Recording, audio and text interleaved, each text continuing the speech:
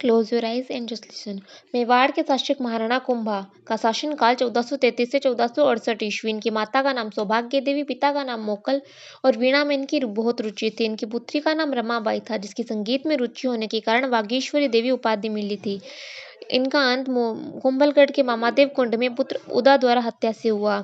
कुंभा का साहित्य संगीत ग्रंथ संगीत राज जो कि सर्वश्रेष्ठ था, जिसके 5 भाग थे: पाठ, गीत, वाद्य, नृत्य, रस, रतन कोश और संगीत मीमांसा। अन्य ग्रंथों की बात की जाए तो सूड या सुधा प्रबंध, कामराज, रतिसार, रसिक प्रिया, जयदेव के गीत, गोविंद पट्टिका, चंडी शतक। एकलिंग महात्म्य प्रथम भाग राजवर्णन कुंभा ने लिखा और बाकी सब कान्हा व्यास ने लिखा।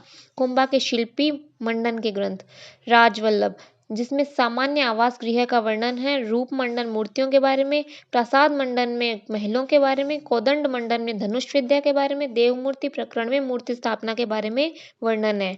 अन्य ग्रंथ शकुन मंडन, वेद्य मंडन, वास्तु मंडन, वास्तुसार, वास्तुशास्त्र। युद्ध व संधियां 1437 ईस्वी सारंगपुर मध्य प्रदेश का युद्ध हुआ। मालवा के महमूद खिलजी प्रथम को हराया और 6 माह कैद रखा। जीत की खुशी में चित्तौड़गढ़ में विजय स्तंभ बनवाया। नागौर विजय शम्स खां की मदद की, लेकिन उसके मुकरने पर नागौर पर अधिकार कर लिया। 1456 ईस्वी चंपारण या चंपानेर की संधि कुतुबुद्दीन शाह गुजरात और महमूद खिलजी मालवा के बीच 1457 ईस्वी बदनौर ब्यावर का युद्ध संयुक्त सेना को हराया व बदनौर में कुशाल माता मंदिर बनवाया। स्थापत्य कला कुंभा राजस्थानी वास्तुकला के जनक माने जाते हैं। श्यामल दास के वीर विनोद के अकॉर्डिंग मेवाड़ के 84 में से 32 दुर्ग कुंभा ने बनवाए थे।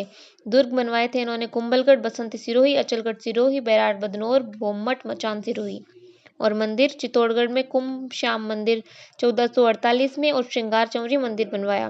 कुंभा की उपाधियां इन्हें अभिनव भट्टाचार्य संगीत ज्ञान के कारण कहा जाता था, हाल गुरु पहाड़ी दुर्गों के स्वामी होने के कारण, छाप गुरु छापामार युद्ध के कारण, चाप गुरु धनुष विद्या के कारण और हिंदू सुल्तान मुस्लिम शासकों से रक्षा हेतु। इनके अन्य उपाधियां थी शैल गुरु, राणे रासो, राजगुरु, अश्वपति, नरपति, परम गुरु और दान गुरु।